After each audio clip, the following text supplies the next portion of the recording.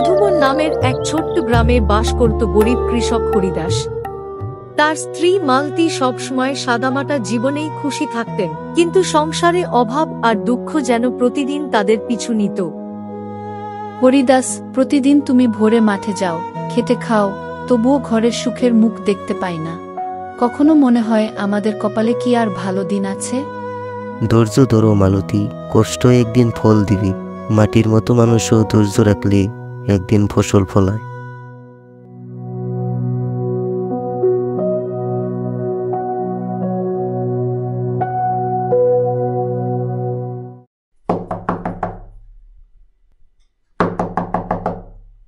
এত ভোরে কে এভাবে দরজা বাজাচ্ছে?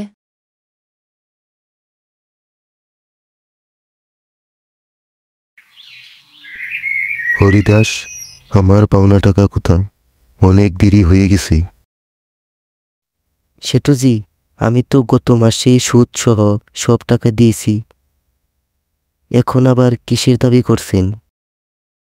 দেরির জন্য তোর নতুন সুদ যোগ হয়েছে, এবার 5 গুণ ফেরত দিতে হবে, না হলে তোর ঘর জমি সব বাজে আপ্ত করব। এটা অন্যায় সেটুজি, আমি গরিব মানুষ, দিনরাত খেটে খাই, এত বড় সুদ কিভাবে দিব? আমার সঙ্গে কথা কম বলিস, না হলে তোর সর্বনাশ হবে। এই বলে দয়ারাম চলে গেলেন, কিন্তু যাওয়ার সময় তার মনে এক দুষ্ট পরিকল্পনা পাক খেতে লাগল। কিভাবে এই সৎ কৃষককে ধ্বংস করা যায়?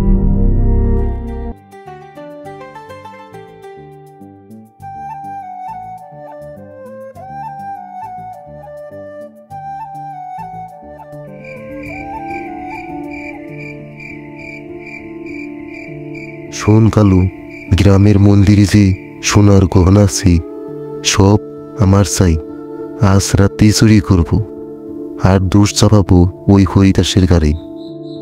কিন্তু সেঠজি, ভগবানের জিনিস চুরি করা তো মহাপাপ।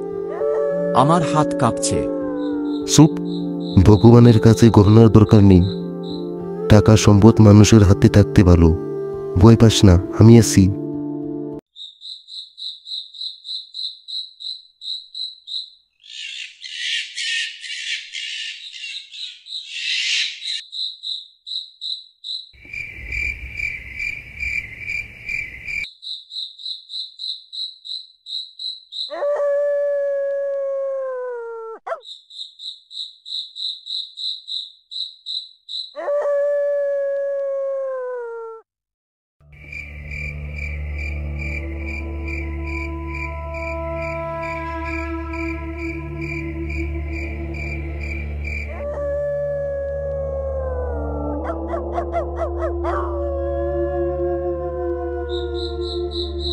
অন্ধকার রাতে শেঠের দাস কালুকে দিয়ে মন্দিরের গহনা চুরি করানো হলো। কেবল একটি ফেঁচা পাখি সেই দৃশ্য দেখে নির্বের ডালপালায় বসে রইল, যেন ভাগ্যের সাক্ষী হয়ে।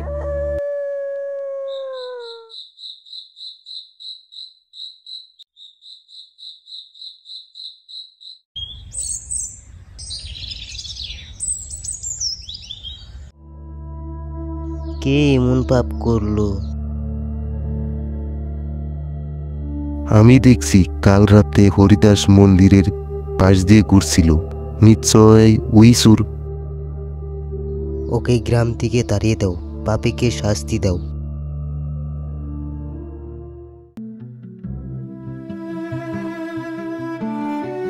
তোমরা গ্রাম থেকে বাহির হয়ে যাও, তোমরা মন্দির থেকে চুরি করেছো। আমি নির্দোষ, আমাকে মিথ্যা দোষ দিও না। ভাইয়েরা, তোমরা আমার স্বামীকে চেনো না? ও কখনো পাপ করতে পারে না। আগে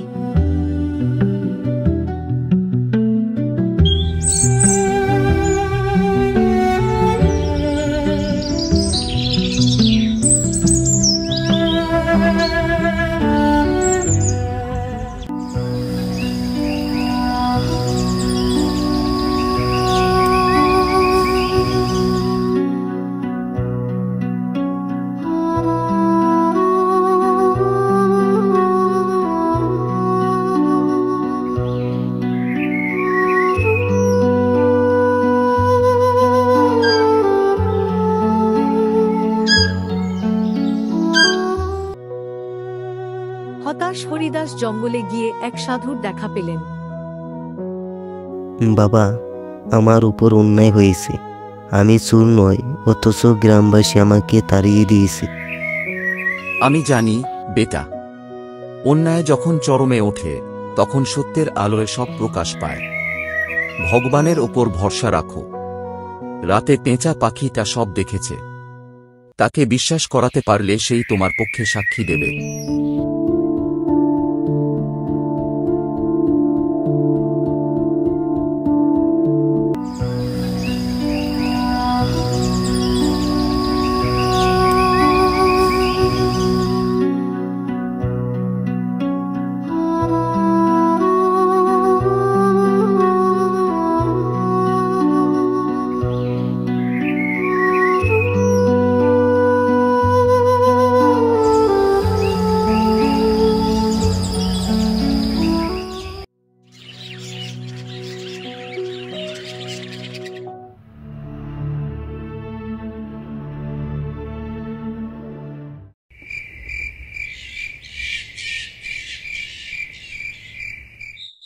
ও পেশা, তুমি কি সেই রাতের সাক্ষী? দয়া করে বলো আসল চোর কি? তুমি না বললে কেউ বিশ্বাস করবে না। আমার সর্বনাশ হয়ে যাবে। তুমি নির্দোষ। আসল চোর শেঠ দয়ারাম আর তার দাস কালু। সাহস রাখো, আমাকে কাল গ্রামে নিয়ে চলো। আমি সবাইকে সত্য বলবো।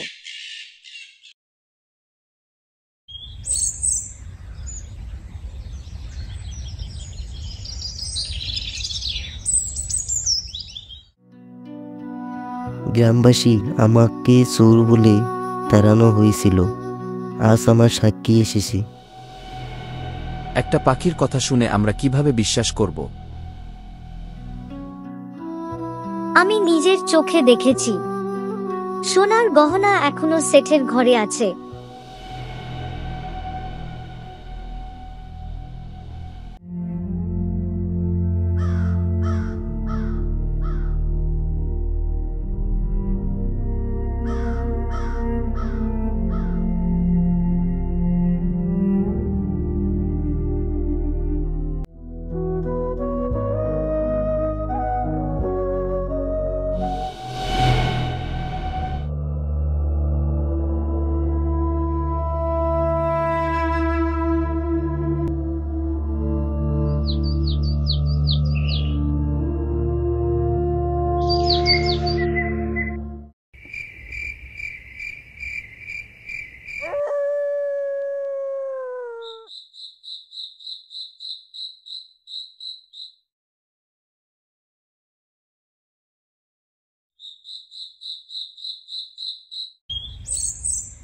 হরিদাসের সৎ চরিত্র দেখে ভগবান খুশি হলেন।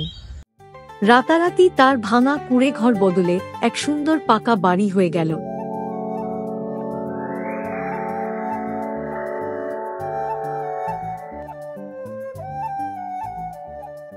এই কি স্বপ্ন নাকি সত্যি? এ ভগবানের কৃপা, আমাদের সততার পুরস্কার।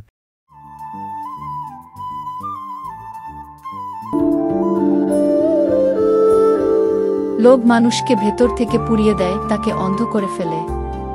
কিন্তু সততা আর পরিশ্রম, এই দুটোই মানুষের সবচেয়ে বড় মূলধন। হয়তো কষ্ট একটু দীর্ঘ হয়, পথটা কঠিন হয়, কিন্তু শেষে সত্যই আলো হয়ে জ্বলে ওঠে। আর সেই আলোয় মিথ্যা, অন্যায়, লোভ সব মিলিয়ে ছায়ার মতো হারিয়ে যায়।